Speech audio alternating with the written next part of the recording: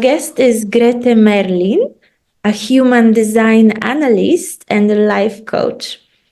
After a long career in digital design, Grete experienced a year-long burnout, which led her to a path of holistic well-being and transformation. And today, Grete helps others to find a sense of purpose and fulfillment. Grete, thank you for joining our conversation today. Thank you for letting me be here. So let's start with our first question, which is, how do you combine human design and life coaching in your practice? There are two ways I combine human design and life coaching in my practice.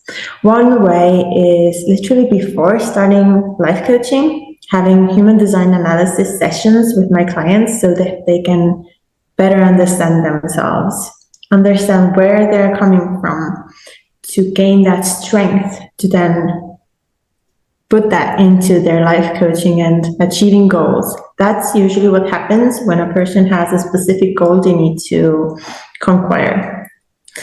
There is another path that I've recently started to take also with the clients because of their requests. And that's more into deepening the human design knowledge about themselves. So those are clients who usually already know themselves from the human design perspective, and they just want to talk about their everyday life struggles and things they need to do, so still goals involved, but we reflect it in their human design chart and how everything looks in real life and how to put things in practice and find help from there. You know, for example, if you're struggling with pressure around learning or, finding answers to questions that maybe you don't even really care about. So yeah, human design lets us understand our gifts, and with that we can see how to better interact with the world around us. So yeah, I guess I combine them in two different ways. So literally like chronological from human design to let's see how your goals go and what's your method, and more mixed way, so human design and life coaching at the same time, depending on the needs of the person. You mentioned in the bio you experienced burnout, and can you explain how did experiencing burnout led you on a path to discover human design and life coaching and being that helpful for you? It felt like basically hitting the wall. So I was a digital designer and I worked with lots of clients from lots of different businesses. I had different agencies I collaborated with, but also 2 side projects that became startups at the same time. So there was lots of things going on. And at one point it was like no more energy, not wanting to do anything about it, just closing, cutting off. It was like total burnout. And also my health felt from it. So I got also sick because unfortunately, when I'm too stressed, I also get sick. So from there, I started to ask myself questions like, what did I do wrong? What happened here? Where did I give too much? And maybe it wasn't even appreciated. Really understanding myself. What do I really like? Is design something that is for me? Or did I go on this path because someone else kind of pushed me there? And so I started to make all those questions about myself and really observing. And actually, eventually, I just took one of the projects I really loved that really came from the place of energy and giving energy for me. And with that, I went to an incubator in Spain for a month.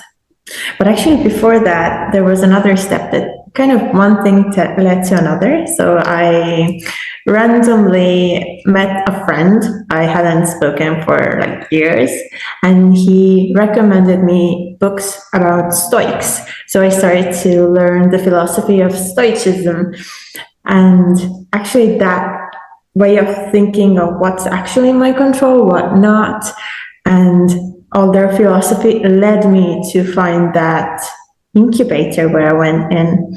And from there, I met awesome, beautiful souls. And in one conversation, we talked about personality tests and everything to understand people, and human design came out. And that same night, I like stopped sleeping basically, but started learning and learning and learning and more and more and more. And actually, there was like months. So after the burnout, there were months where I didn't sleep enough, and people were worried about me. But in that moment, I was actually gaining energy from learning human design. So it was something that was nurturing me. And when I started to give my first human design sessions for people, I understood that, well, I don't have all the tools to actually help people, because human design brings out lots of personal issues, lots of struggles. And well, what do we do with that? Information per se is nice, but not useful. So that's when I decided to really go and have methodologies to learn life coaching and pursue the certificate in that.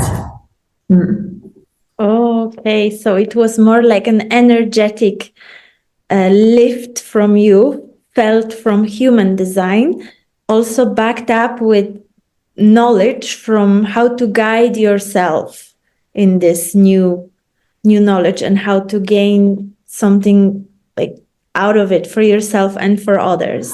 Yes, and also human design kind of helps you understand your path. So we usually don't see ourselves so well. We usually see the others, especially if they're different from us. So they're like, oh, curious. But human design kind of, makes us see ourselves and the things that come naturally for us that we usually don't see because we're used to it. But from that perspective, I really started to understand how I am. And it wasn't just like human design saying who I should be. It was more like, okay, actually I was this person when I was a little kid. It was something, I already am this person. Mm-hmm. So that's beautiful journey of self-discovery and soothing and understanding that actually this helps people. And I've actually always done coaching. When I finished the certificate and everything, I was like, okay, I have actually always done that. And people call me for that since forever. So it's natural for you. What about, you see, in your different offerings on Sisu, you incorporate a search of purpose and fulfillment alongside goal setting. So is this something that you offer in your courses that you specify in, or you believe that the search of purpose and fulfillment and goal setting is important for growth and transformation? I believe that it's very difficult to achieve the goals if we're not motivated enough. Like it's like basis. You can't go for the things you actually don't want. And sometimes we follow the path of someone else. So may that be our partner, may that be our mom or dad or friends. We just kind of tend to follow the path that looks nice or that someone else has given us. I did the same thing.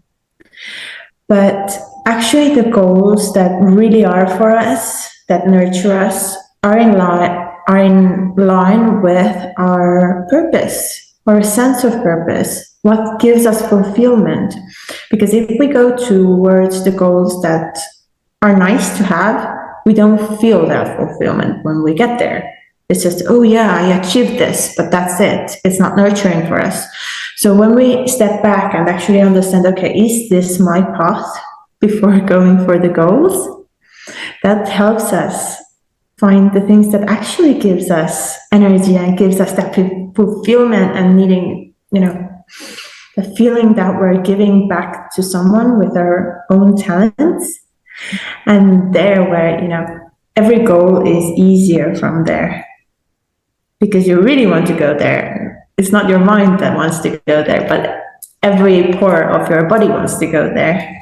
So this is why it's very important in my practice that the people who come with me with the goals, that their goals are aligned with their sense of purpose and sense of fulfillment. So if we don't know what fulfills us, and if we don't know what our purpose is, like we're feeling a bit lost, then the first step is actually understanding ourselves. Thank you for that.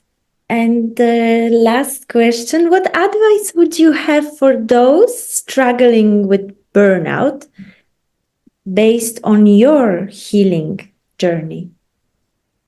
For stop. You don't have energy for any of this. And you've given so much. You need to just stop. Allow yourself to be, allow yourself to regenerate.